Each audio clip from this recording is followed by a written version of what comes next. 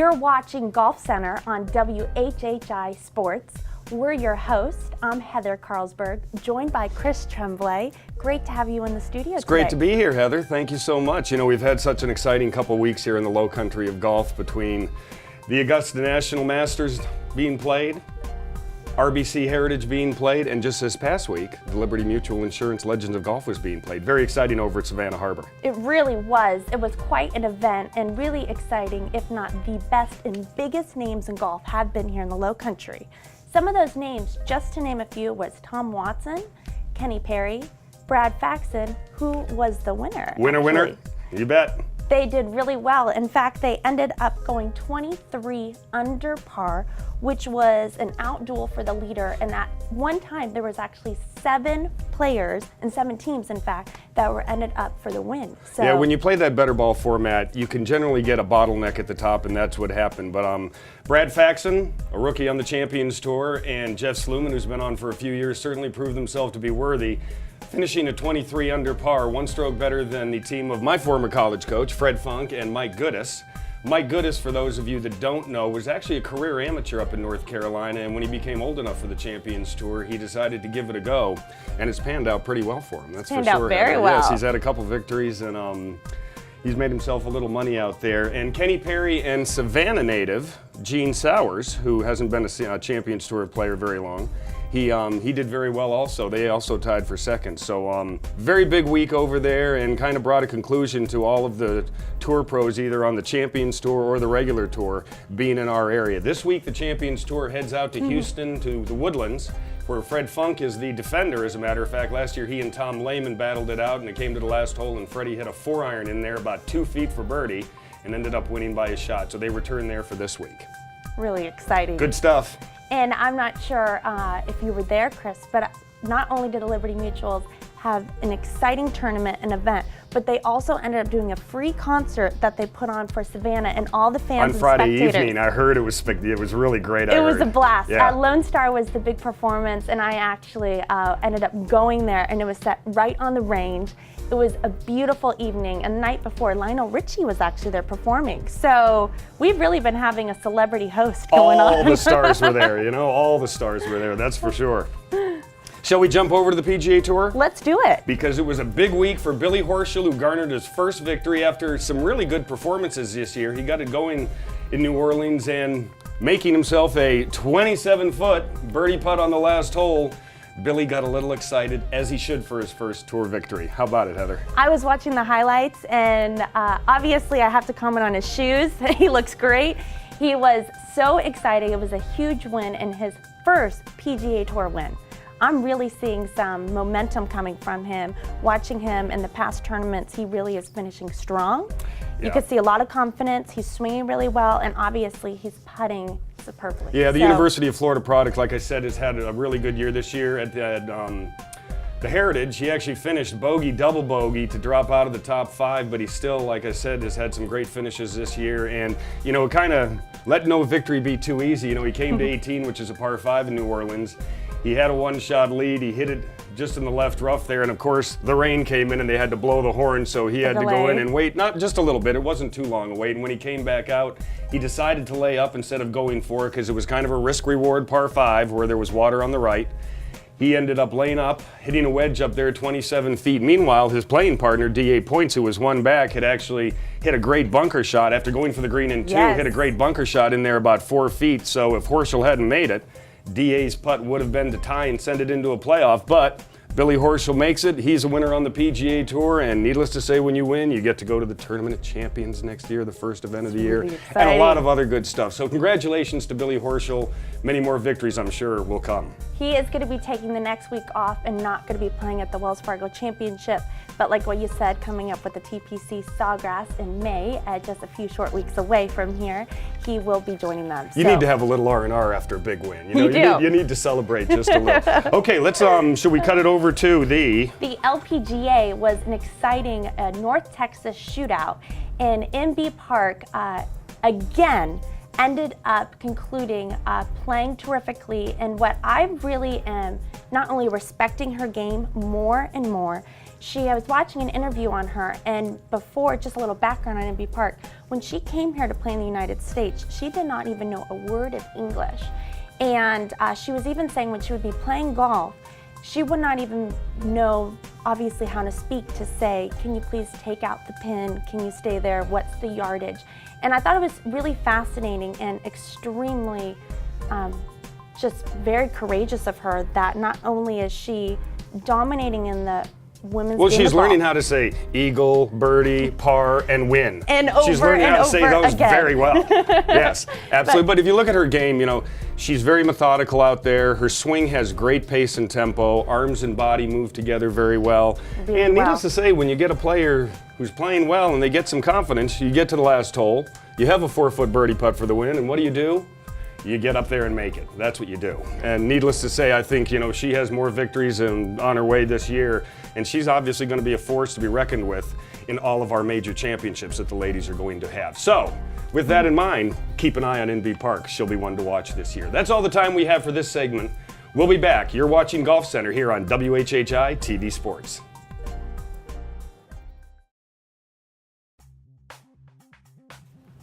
We are joined by Bill Wagner, the sales director for the Heritage Classic Foundation, and we're just coming off one of the biggest tournaments of the entire year here at Harbortown Golf Links.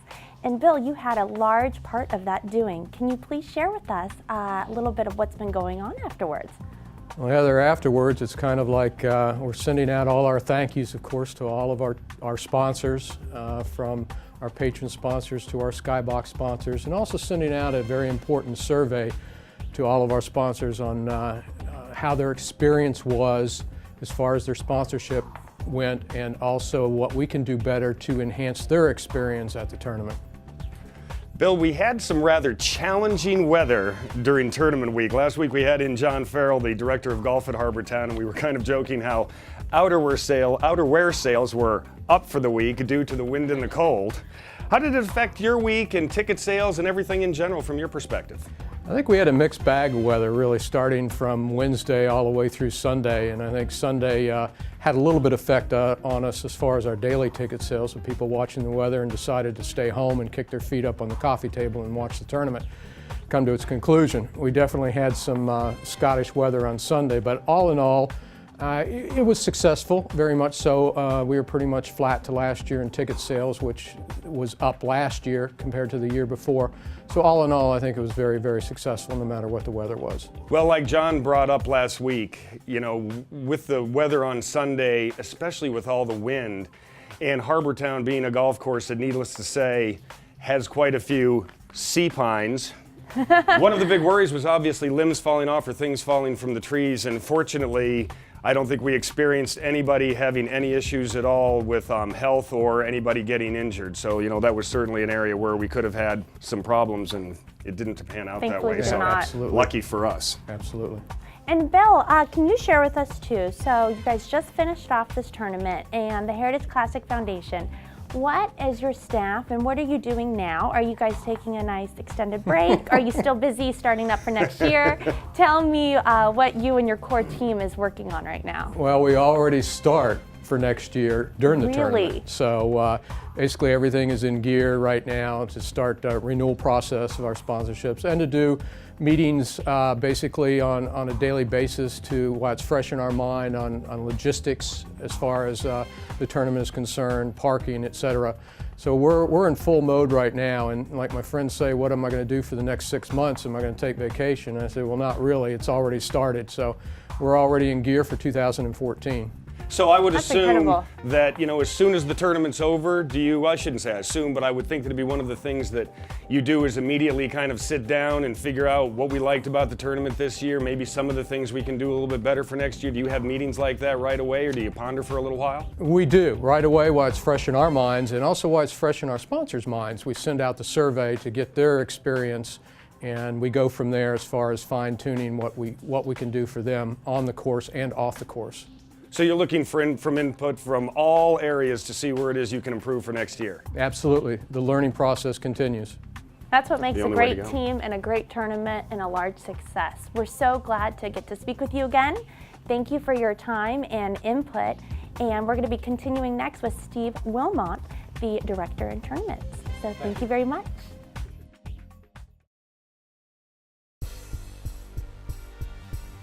Welcome back to Golf Center. We are joined in this segment by the Tournament Director of the RBC Heritage, Mr. Steve Wilmot. Thank you very much for taking time to see us today, Steve. Thank you for having me, and thank you for all your support.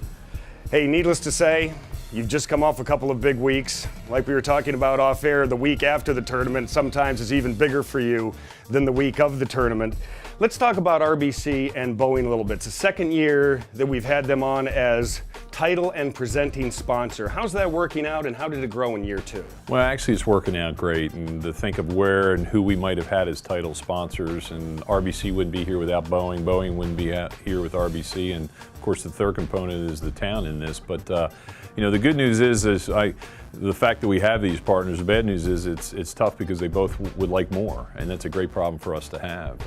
You know, RBC has really appreciated and has taken this to another level, and obviously with them and their ambassadors. And then you have Boeing, that is a statewide company now too, that really wants to get even more engaged. So these are good problems for us to have that we continue to work on, and we're going to continue to build on these relationships so we don't have to be in that position we were a couple of years ago and a few years from now. Well, RBC, needless to say, like you said, with their ambassadors, and they've got some strong ones, just to mention a few: Luke Donald, Ernie Els, and I'm sure you have more of them off the top of your head than I do. Snedeker But, you know, as well. quality individuals who, you know, really have made it exciting to watch the game, are true sportsmen, and you know, just a pleasure to watch play. Well, there's for sure. actually a guy that you forgot right there. There's a guy by the name of Graham McDowell. My bad. Absolutely, Thank you very D-Mac. much. Thank you. And you throw in Ernie Els that happens to wear Boeing on his chest of his shirt too. I mean, really, those guys are obviously the best players in the world, and we certainly want the best players here. And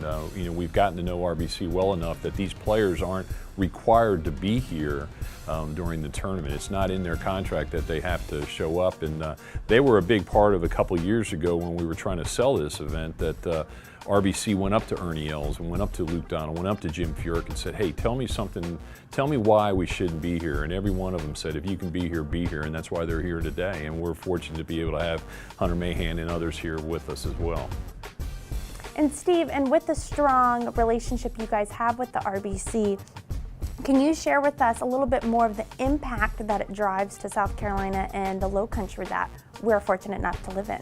Well, I mean, as we've have told the story before, you know, the economic impact in this community is in excess of $80 million, closer to $100 million when you include the spend of RBC and our secondary sponsors in Boeing. But you know, Boeing this week spent the entire week out in, or tournament week, spent the entire week out in Palmetto Bluff.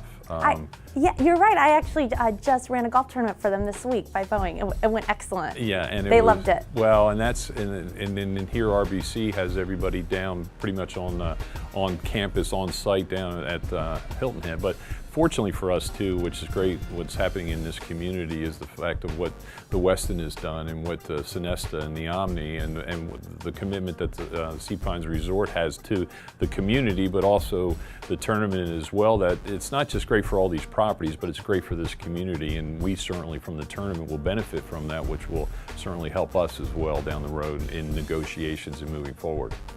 Steve, very quickly, you launched a program called Champions for Charity this past year. Could you tell us a little bit about it and how it worked out? Well, it's really a way to be able to help support us but also help support your own efforts. And we were anticipating maybe a $250,000 impact, and we just recently went over $500,000 on this effort. And it's an opportunity for some that might not believe in the golf tournament per se, but they're able to support the Heritage Classic Foundation and by us matching dollars back to whatever organization that means. So it's a win-win-win for everybody. That's terrific. Steve, I wish we had more time to talk to you. We know you're still very busy though. Steve Wilmot, RBC Heritage Tournament Director, thank you so much for joining us. Thank you, and obviously the support WHHI gives us is tremendous, and we appreciate that. Thank you, Steve. We're going to be back after this. You're watching Golf Center here on WHHI-TV Sports.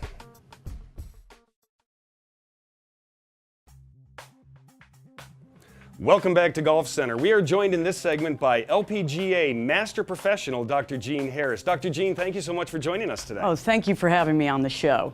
So tell me, before we get too far into our interview here, LPGA Master Professional. Please explain to us what a Master Professional is. Yeah, the PGA and the LPGA have different designations, and a Master Professional is just the highest ranking that you can get in the profession. In the LPGA, it means at least 15 years teaching experience and accumulating over 300 service points and education points. We have about 1,400 teachers in the LPGA, and only about 70 have this designation. That's a lot of points. Yeah, that's a lot of That's a lot of experience. time and effort. How long have you been teaching golf, and what are some of the settings or locations that you have taught the game at? Yeah, I've been teaching golf for over 35 years. I started out actually as a high school coach. Then I went and worked at the college level for 20 years. And then I have been at resort settings. I mentioned college settings. I've even taught at a golf college. And I've also been at private settings here in the Bluffton Hilton Head area. And now I'm at Sun City Hilton Head, which is a senior living place. And Dr. Jean, I met you several years back, and I was really fortunate to get to meet you. You have a large part in doing with the LPGA girls golf program that we have here in Bluffton, South Carolina. I was so excited to get to help the girls, and I started off with you, but can you please share with us, you've been having a strong program throughout the last few years. Do you mind telling our viewers, and how's it been going? What's been happening lately with that? It has been one of the most awesome experiences because I've really been working with adults the last probably 10 years. In 2010, Krista Dunton, another LPGA, PGA professional in town, we decided to start the LPGA Girls Golf Program. It's a national program with over 200 chapters, and we have had probably, I'd say, over 120 girls come through the last 4 years, and some of them are actually playing on their high school teams now. So it's very rewarding. It's ages 7 to about 15. And just a lot of fun to see these kids grow up and really enjoy the game of golf.